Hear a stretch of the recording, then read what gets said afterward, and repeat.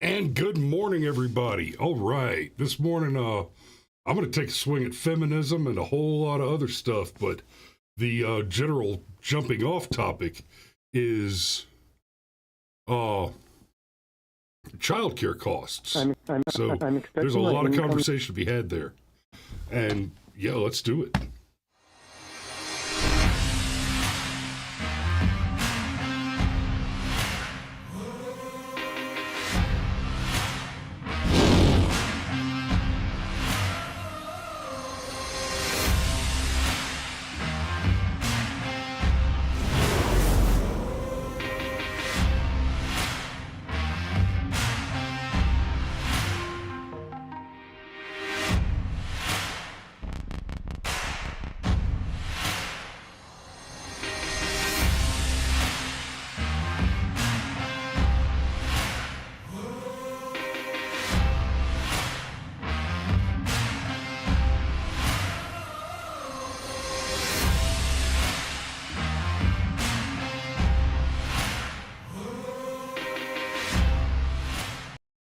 Okay, that was strange. I hit the button and it kind of stalled. Okay, anyway, good morning. Okay. Sergeant Major says childcare is too important to farm out to the lowest bidder. Fish and Golf has first blood again this morning. I see Pitt Danny's joined us. And Sergeant Major says, good morning, voters. And Unverified Bear, I'm so glad to see you join us this morning. Thank you for tuning in.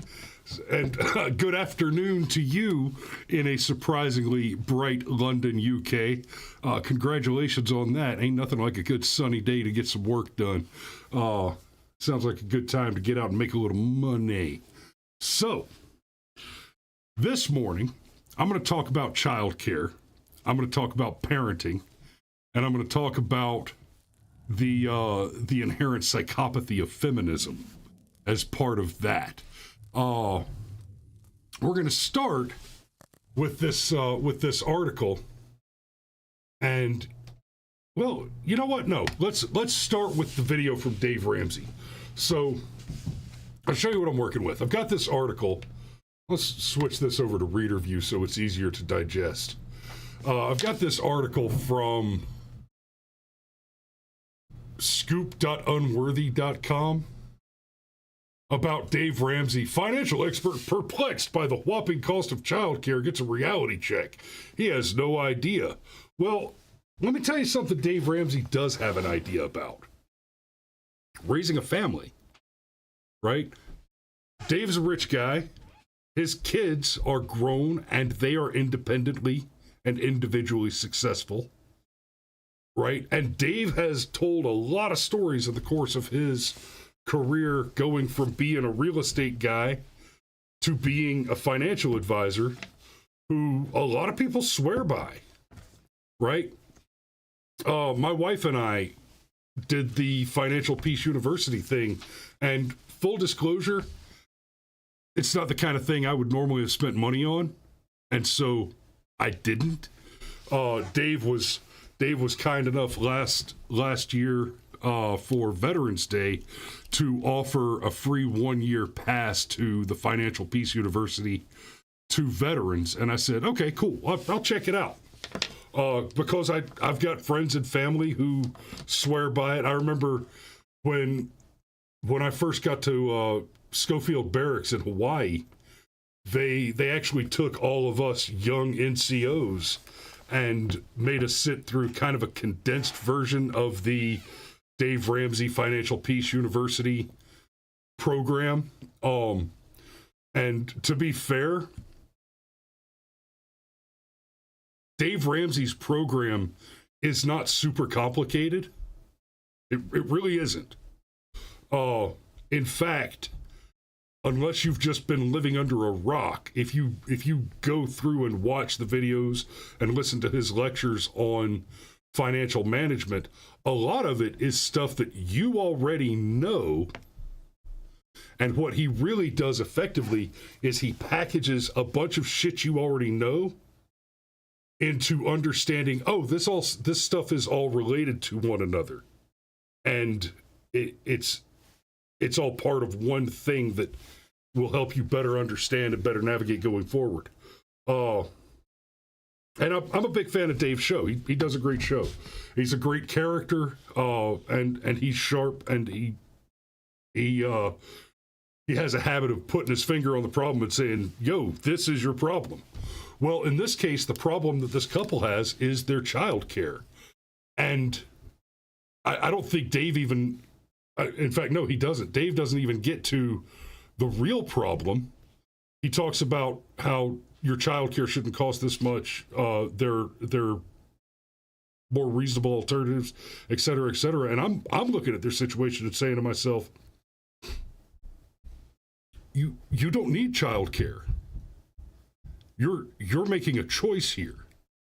So let's take a look at the. I'm going to actually play the video first, and let's see what Dave has to say about it. I'm expecting my income to increase pretty dramatically in 2 years, but in the meantime, I'm having trouble paying costs, including 2 kids in daycare. My wife is doing a medical residency, so in 2 years she'll be done with that and get a job as a doctor. Yeah, that will increase things pretty dramatically. That's great. And how much debt will you guys have? We own a house, and aside from the house, we have about $25,000 in student loan debt. And is she borrowing to finish medical school? No, she has no med school debt. Wow. The student debt is mine. So what's she making in residency? About $70,000. And what are you making? About $110,000. Can you explain to me why you can't get by on 180? Okay. And you have to borrow money? She's making about $70,000 for her medical residency, and he's making 110. He never says what he does, but he's making $110. He's doing pretty good.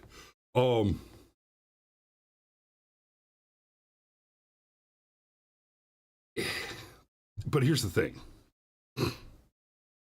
He's about to describe that they're making that they're paying $80,000 a year.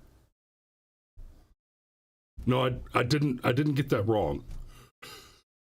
But they're paying $80,000 a year for childcare. That means that not only is her income, the second income, not covering the cost of earning that income, but it's actually costing him almost 10% of his income to fund what is essentially a hobby. Okay? So, yeah, have hobbies. Hobbies are great. They really are. Right? Every day I go out and do what I do, and somebody looks at my beautiful shirts and they say, "Hey, man," almost without exception, almost every day some random person will just stop me and say, "Hey, man, that's a great shirt. My wife makes these shirts." Every shirt you guys see me wear, except when I've got the sleeveless wife beater on for a Firearms Friday to make the right to bear arms joke. All these Hawaiian shirts, my wife makes them.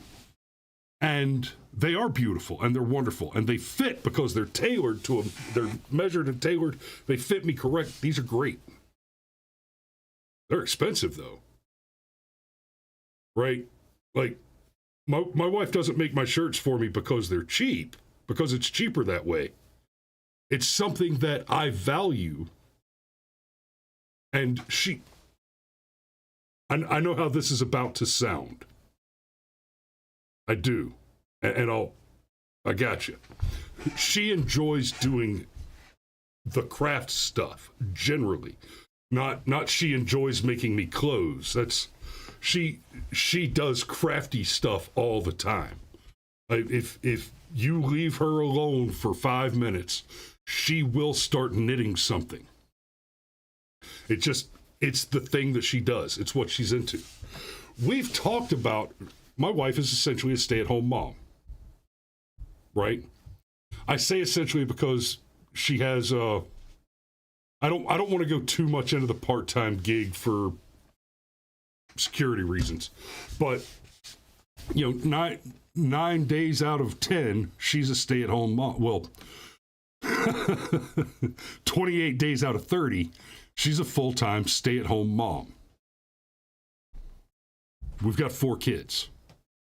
And we've talked about her going to work. We homeschool, right? So, we could shove off some of the cost of childcare onto the public school system, but the cost of childcare is substantial.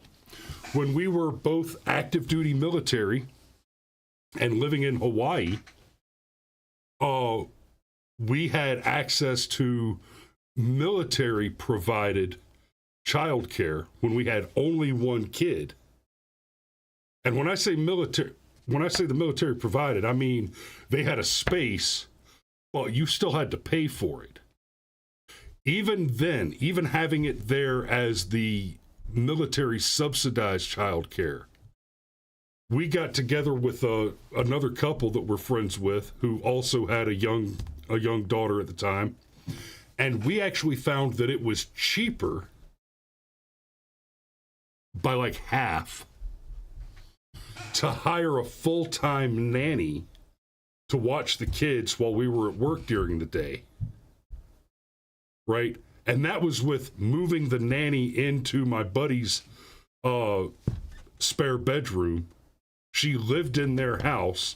We paid her a salary, and that was on top of, we paid her a salary, and we were also providing her room and board. Right, meals, utilities, etc. Basically everything except for her personal cell phone and automobile. And that was cheaper than using the on-base childcare at our own expense. Right, so I'll go out on a limb here and say that for $80,000 a year, honey, you could get you a nanny.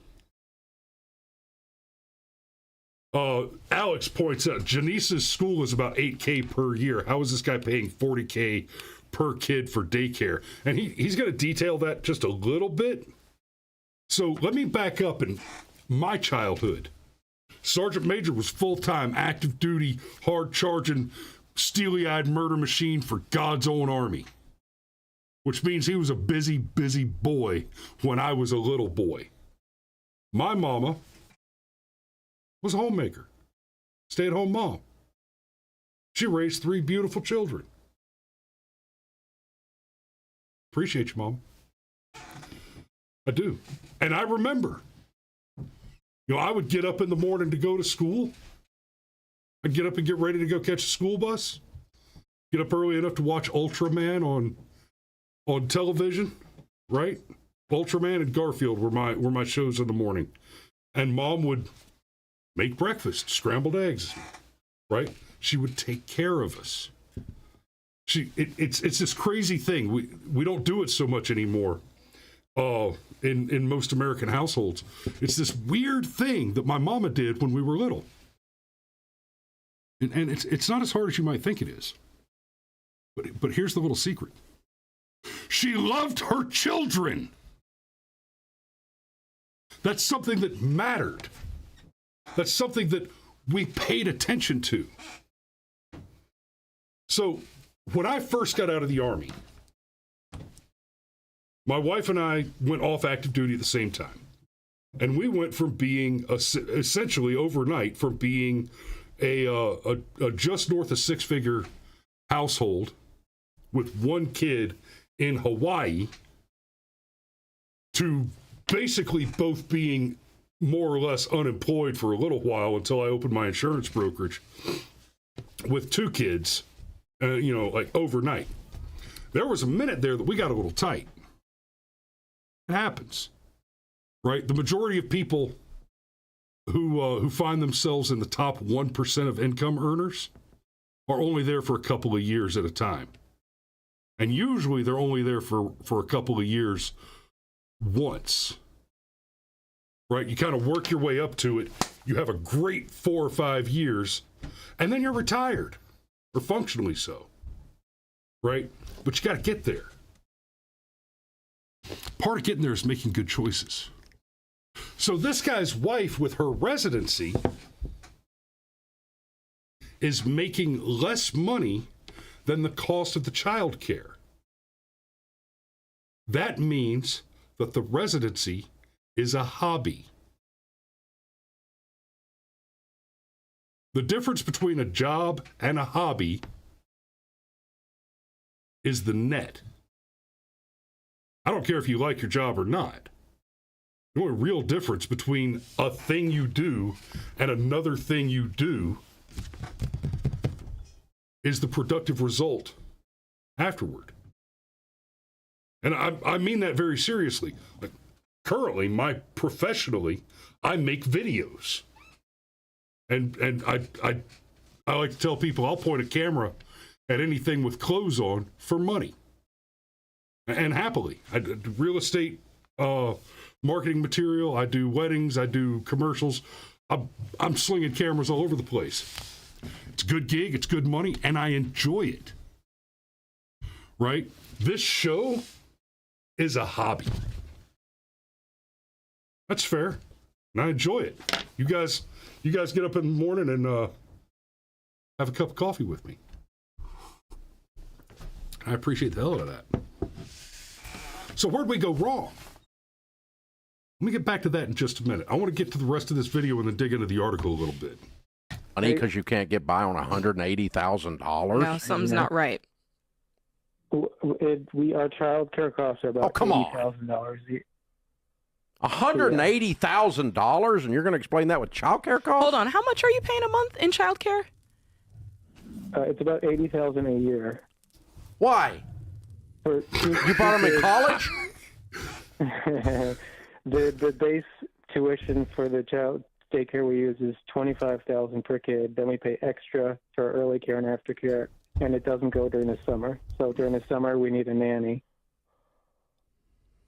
There's cheaper route. Okay, he just said that he's paying $25,000 a year for less than the full year of daycare. They hire a nanny in the summertime. Alex is pointing out again. Sorry, the Peachtree Academy is $9,000 per year now for actual private school. Right, and that's something worth paying attention to that we've talked about on the show before. The average cost per student in the public school in Georgia is around $14,000 a year right now. There are many, many, many, many private schools in Georgia where the tuition is $10,000 a year or less. But let's be clear about this.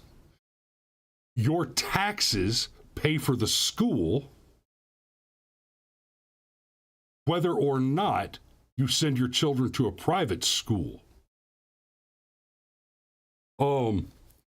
Merc U says I should move there from Canada. That sounds far better than what we pay.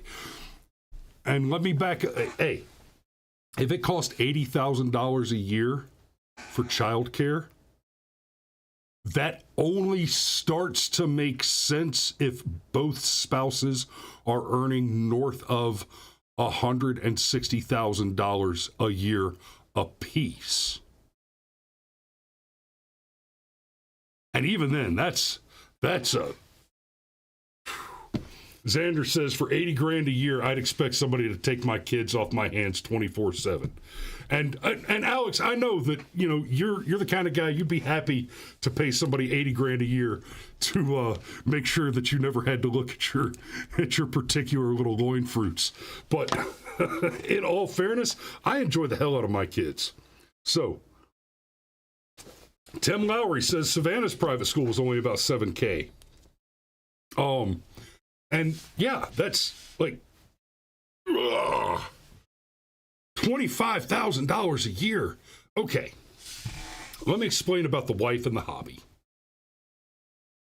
I have a brilliant, fantastic, spectacular wife who actually has a professional resume that is worth six figures, high six figures, if she wants to put it to work in certain types of jobs.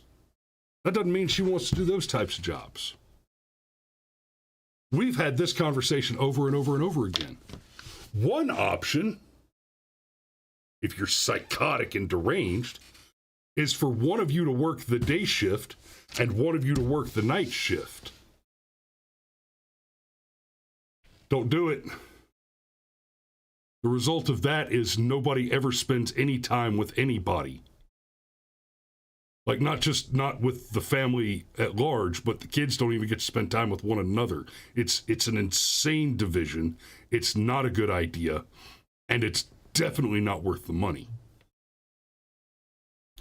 Now I do okay. You would have to come up with an exorbitant amount of money for me to reduce my time with my family, because fuck you, right? America first, family first. America first is a great policy position, but individually, y'all need to start saying family first. So this guy's wife has a hobby. Let me explain to you where we went wrong. At the baseline, it's this simple. Mommy has boobies. Boobies feed babies. So it doesn't make sense for daddy to sit in the cave while mommy goes to slay the mammoth. Not only do you end up with babies not having boobies to feed them the whole time mommy's out trying to slay the mammoth, but you have completely fuckshod your risk-reward matrix by taking the most valuable resource available to the children and introducing it to the exposure of risk without increasing the probable net reward of the risky endeavor. That's why we, the men, take up the spears and go hunt the mammoth. That's why we go to war. That's why we pave the streets, we plumb the toilets. That's why we hang the electrical wires. That's why we wire the electrical harnesses. That's why men do the work. Because it is intellectually bankrupt to take a valuable resource and risk it without the potential for a substantially increased reward.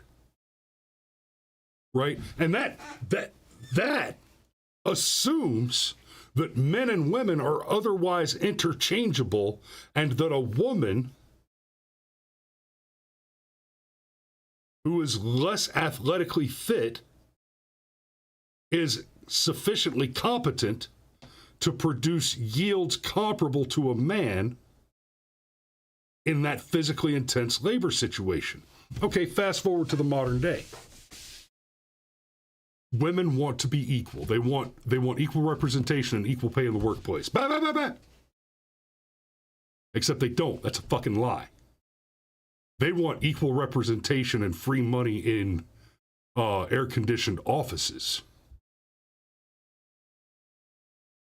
It's still over 90% men on road crews, on plumbing trucks, on electrical harnesses.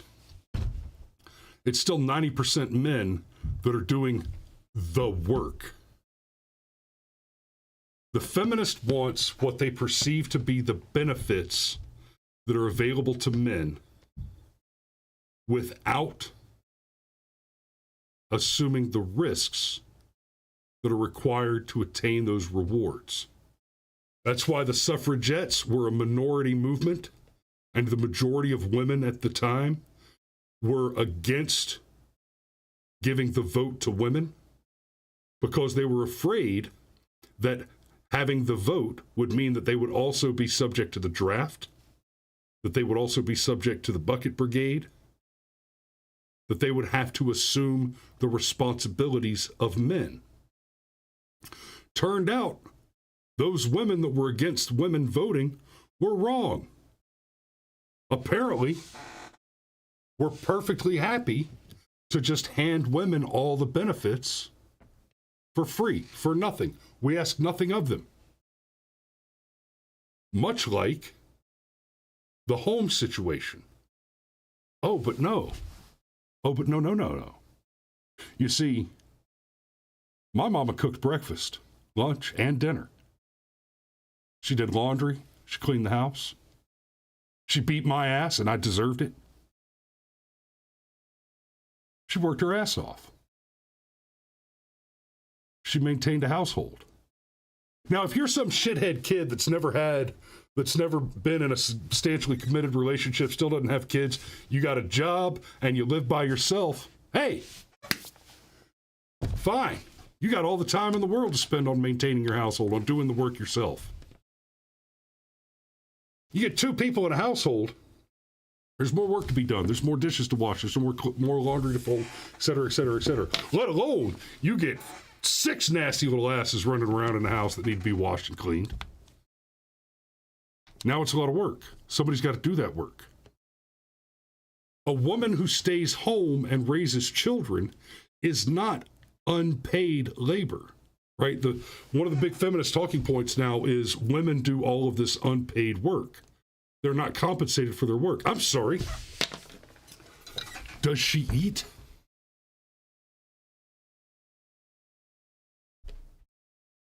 Like, okay, unpaid my ass. The only time my mother didn't have money to spend on something she wanted to spend money on is when there just wasn't that much money in the budget.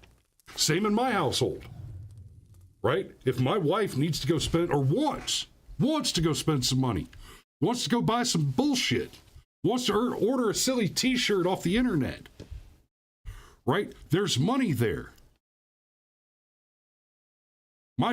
Once you're married, right, y'all, a marriage does not include two people.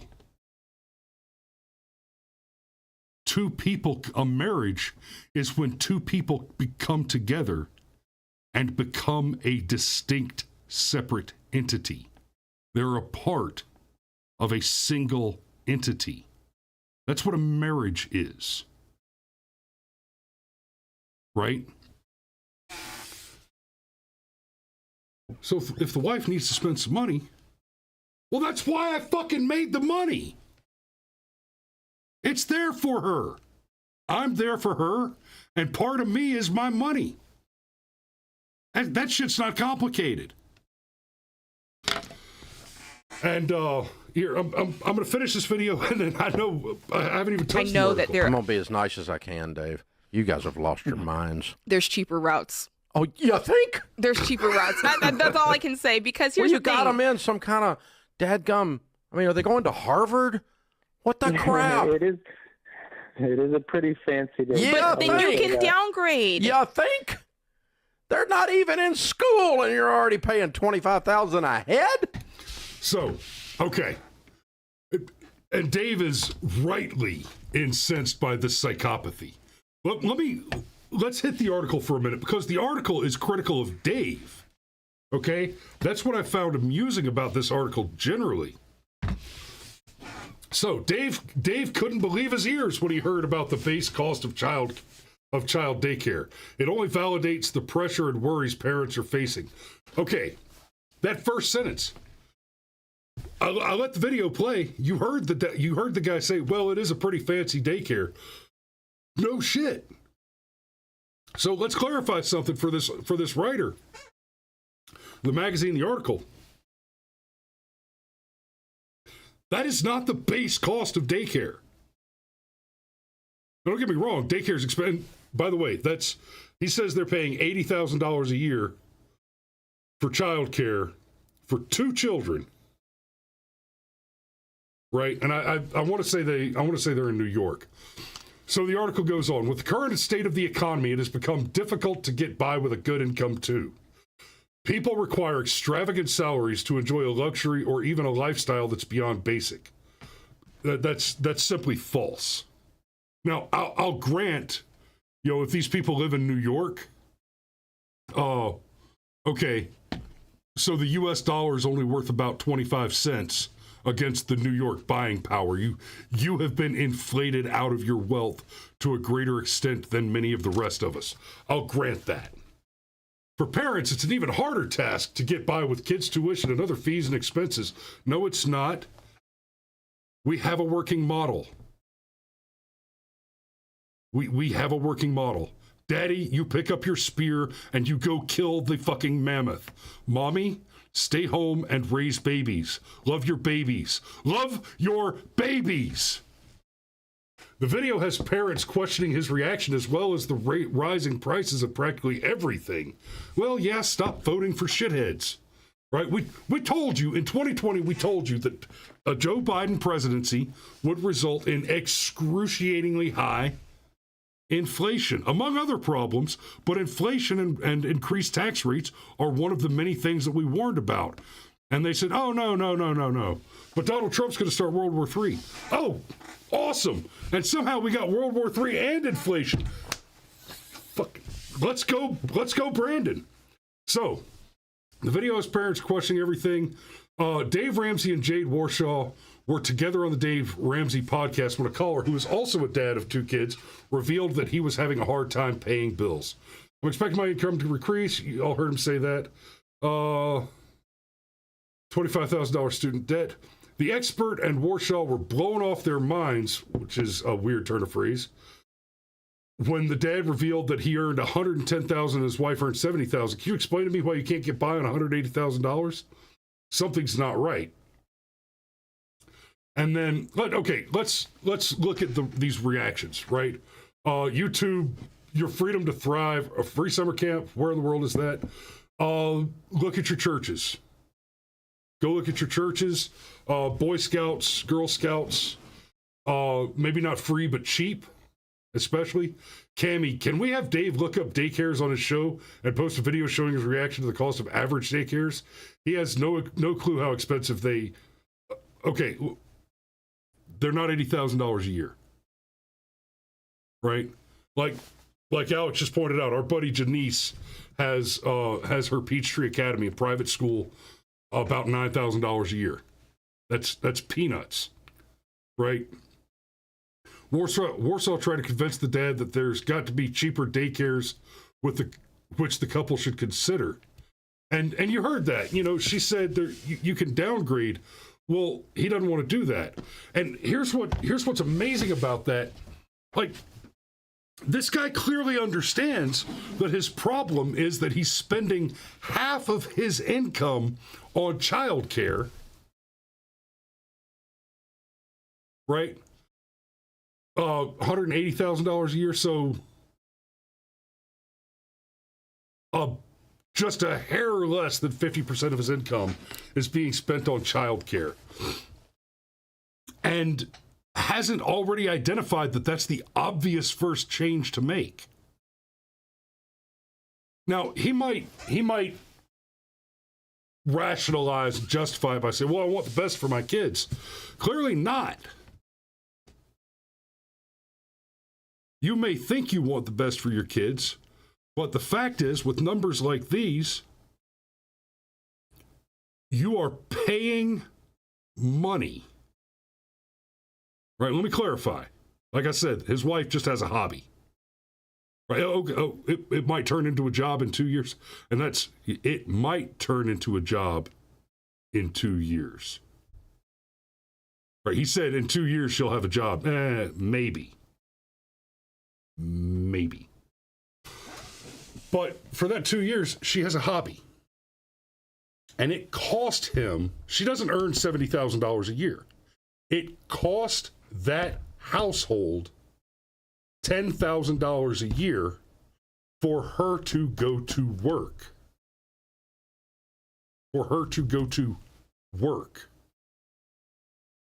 But if you drive for Lyft and gas alone costs more than you earn, you don't have a job. You have an expense. So, okay, let's assume for a moment that her job at the end of that residency is guaranteed, and he's got a profession where he can seek other employment. He's making 110. You got to assume he's got a pretty substantial pretty substantially well-developed CV or resume, right? They'd be better off if he'd go Mr. Mom and stay home and raise the baby. Let's assume the babies are old enough that boobies are no longer a part of the equation, and you're actually feeding them fucking mac and cheese and grilled Sammies. Okay, rock and roll. You got your chicky nuggies ready to rock and roll. Stay home and raise your babies. And we know they're young enough that they're not in school yet, right? Because, or at least that I'm making an assumption. In all fairness, that's an assumption I'm making. Oh yeah, Alex says it's also way more than half his income. Factor taxes of that 180, they probably only keep 100 or so. In fairness, they probably get to write off a big chunk of that 80. But that's really neither here nor there. If the economic functional result of her having her hobby is that they have $10,000 less in gross annual revenue. Stryker says never pay for their schooling or implants. But yeah, it seems like maybe the obvious answer here is quit your fucking job, dude.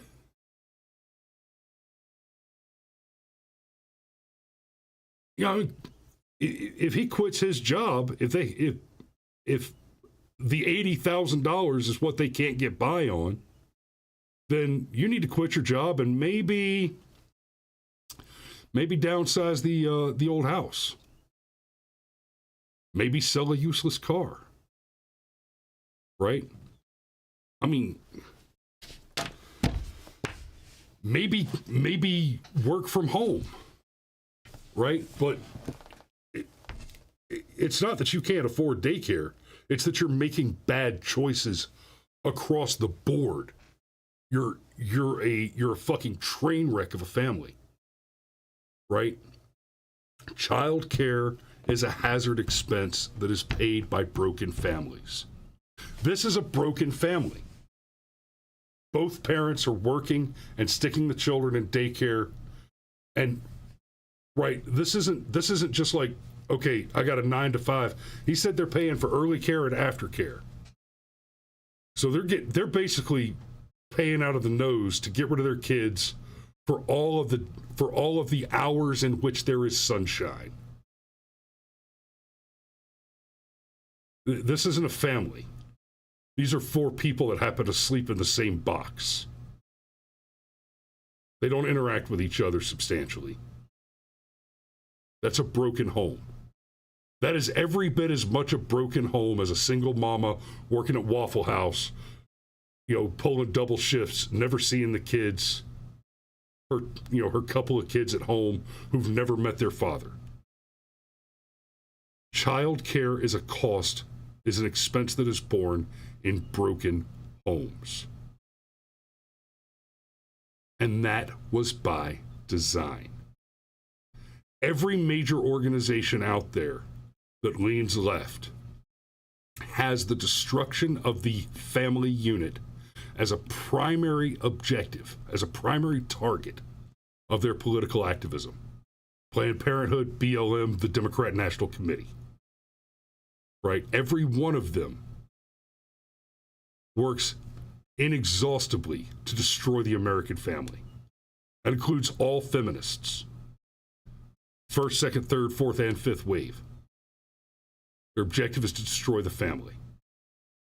Now, they cite different reasons. The feminists want to destroy the family to deteriorate the power of the evil patriarch, because the dumb bitches didn't understand that, hey,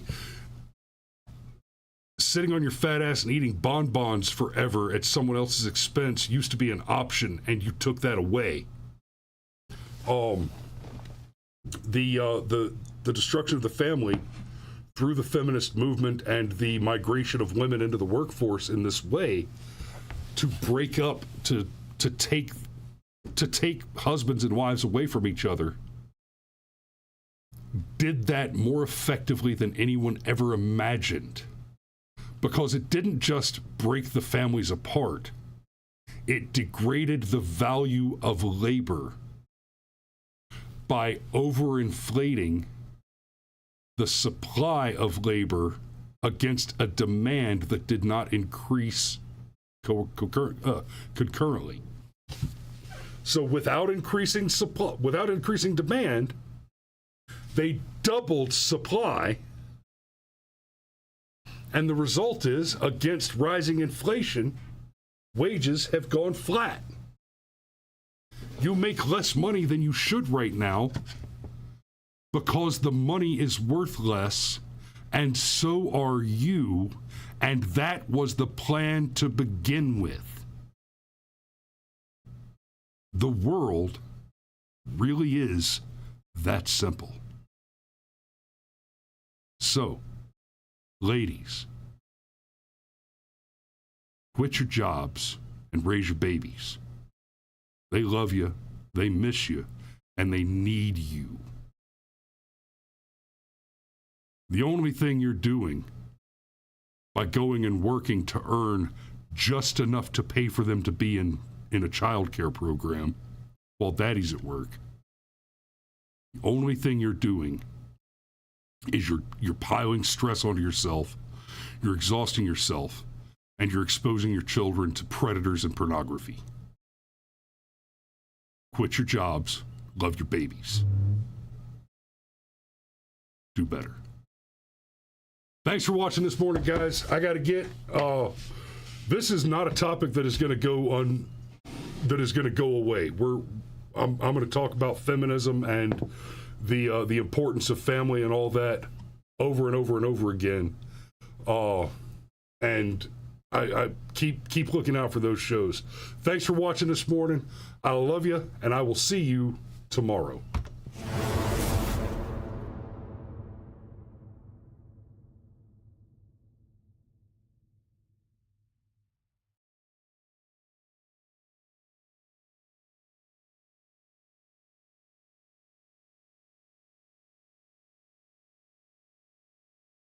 Wait. Hey, I hope you're still there, Alex. I see your comment. Alex said, she's going through med school with no student debt, so they're doing something right at least. Except, here's the thing, Alex. Like I pointed out, she's not going through med school with zero debt. Right? They've got his student debt. They are one unit. They've got a mortgage on a house. And her med school is at a minimum, because of the numbers related to her residency, it's costing him $10,000 a year out of what would otherwise be their net. Right? So his income is diminished by the fact that her income doesn't even cover the cost of the child care. So to say that she's going through with no debt, the revenue stream is fungible.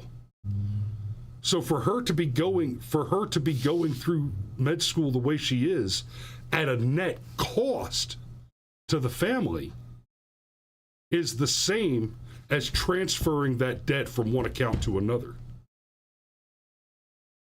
Now, granted, at that rate, they're doing it better than a lot of people, but that's still not great. So, love you. See you tomorrow.